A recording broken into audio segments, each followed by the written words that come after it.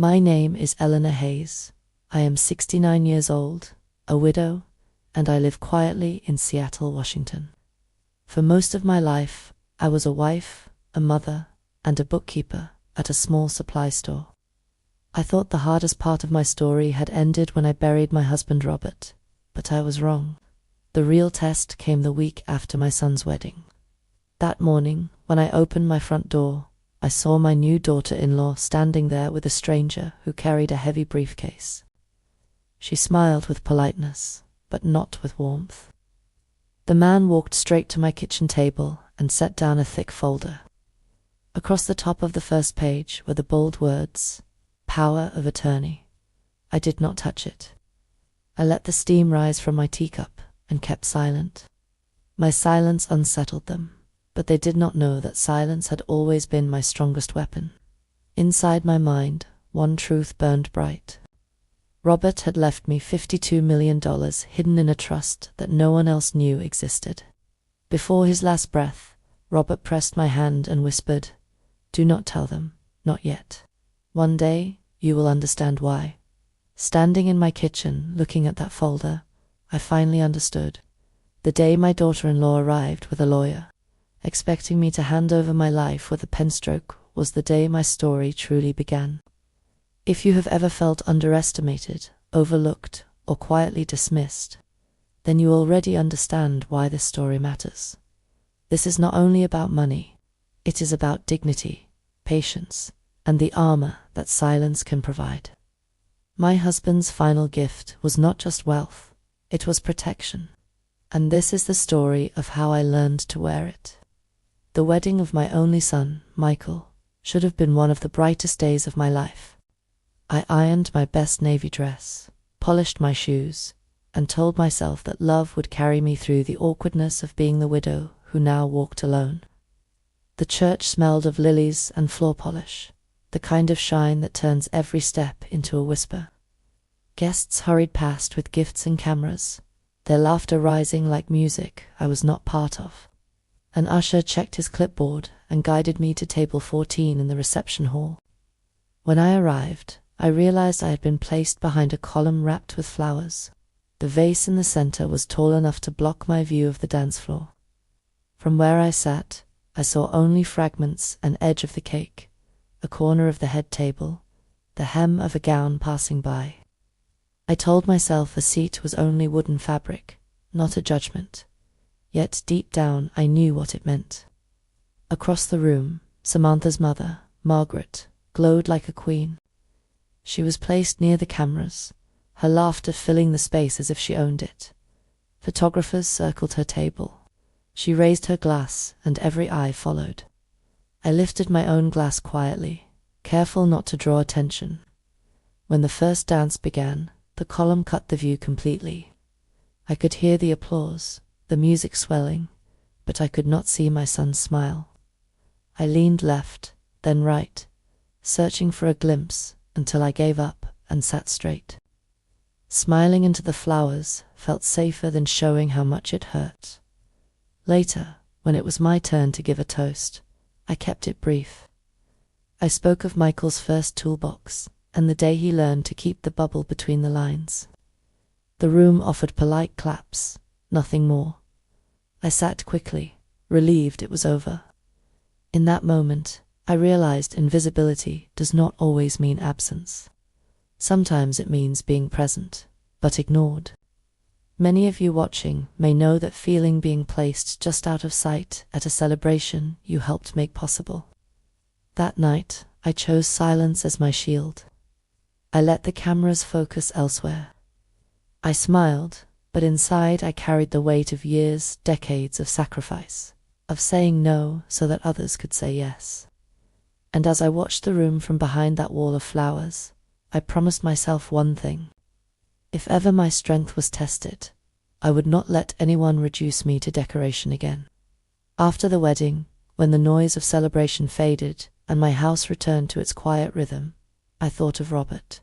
My husband was never a man of show. He measured twice, cut once, and saved the extra nails in coffee tins lined up in the basement. He believed in mending before buying, in saving before spending. Neighbors called it thrift. I called it his quiet form of faith. I still remember the last night he pressed a brass key into my palm. His voice was thin, his body tired, but his eyes were steady. "Keep this safe, Eleanor. Use it when you need to, not when you are begged or shamed. Promise me you will remember that." I promised. At the time, I did not understand what he meant. Days after the funeral, I found the courage to try the key. Behind the pegboard in the basement, there was a panel I had never noticed. Behind the panel, a safe. The key turned with a soft click, and the air that came out smelled of cedar and old paper. Inside were folders, each one labeled in Robert's careful hand: insurance, taxes, pensions.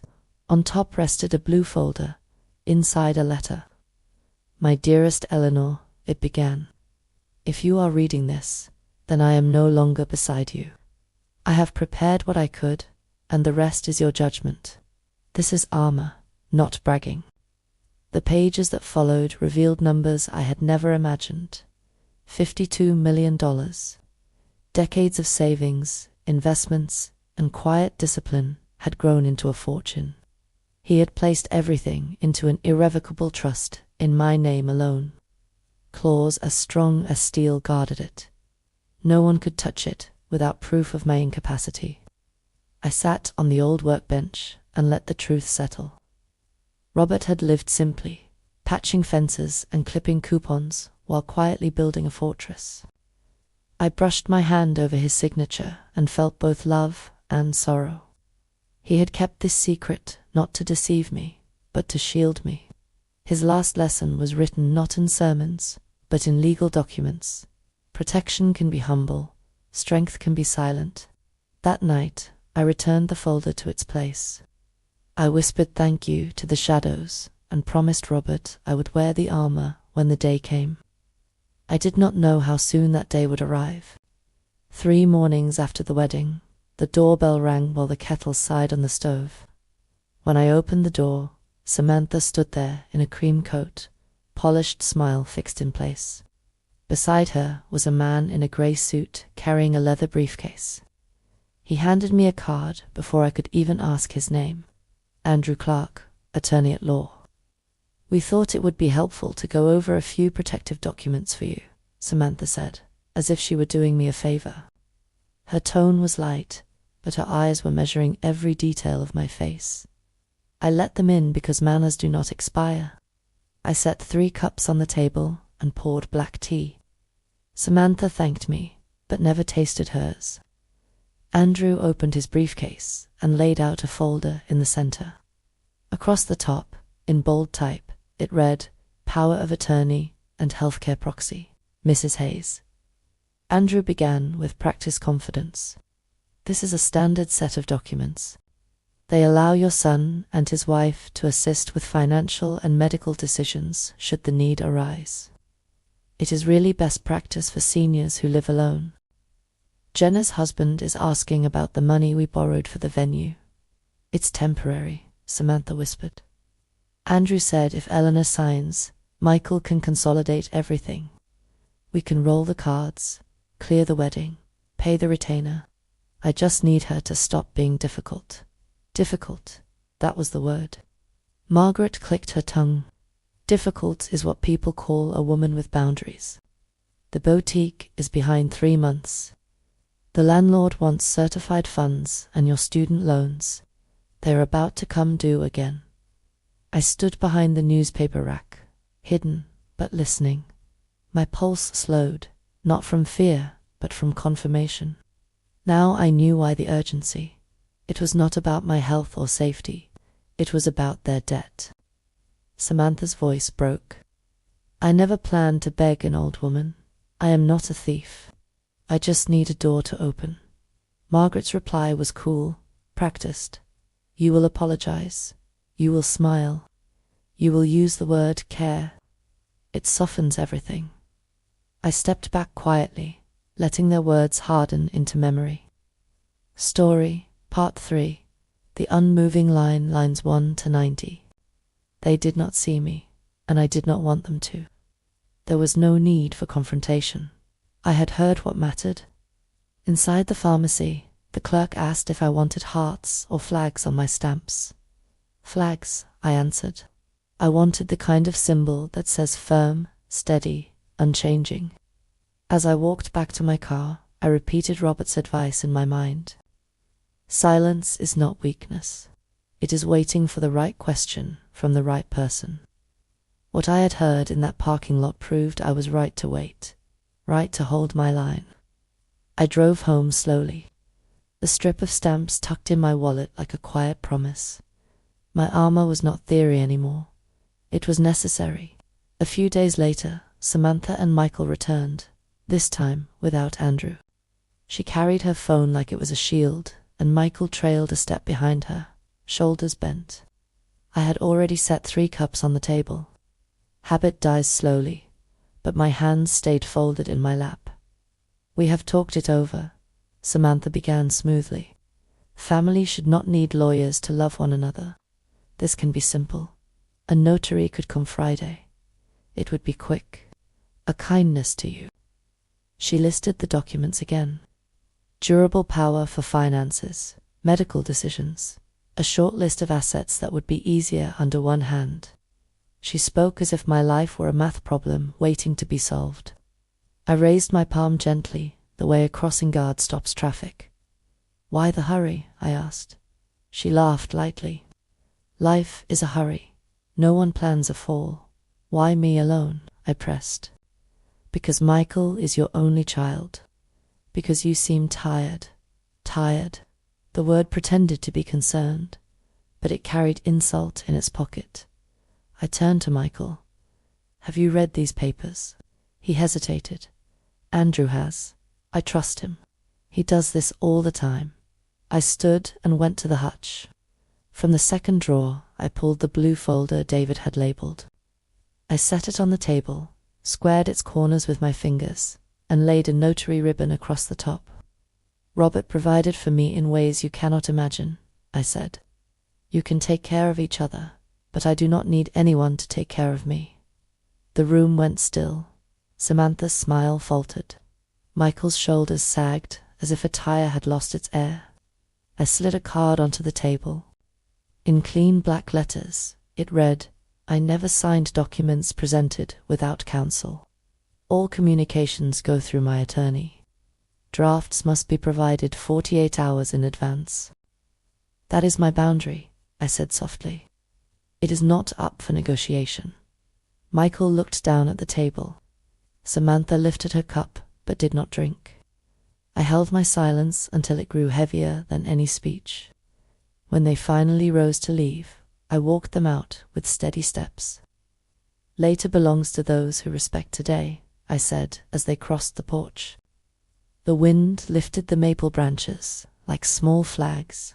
This time I felt their weight steadying me, not pressing me down.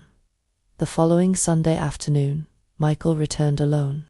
His jacket was too thin for the wind again, and his keys were clenched in his fist as if they might anchor him. When I opened the door, he did not step in right away. He looked past me as if the clock on the kitchen wall could speak for him. Inside, the kettle hummed. We sat at the table where so many conversations had now turned into battles. His voice cracked as he began. Mom, Samantha is furious. She says, you embarrassed us. She says, you don't trust family. She says, I need to protect our future. I folded my hands and let the silence count to 5 before I spoke. I am protecting mine, I said.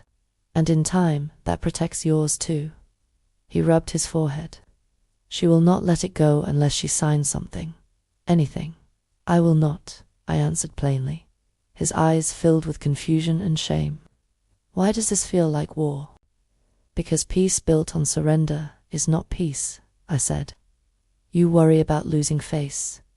I worry about losing myself. Losing face can be repaired. Losing myself cannot. He looked up, then truly looked at me. His eyes shone not with anger, but with the fear of a boy who had just discovered the cost of avoiding conflict.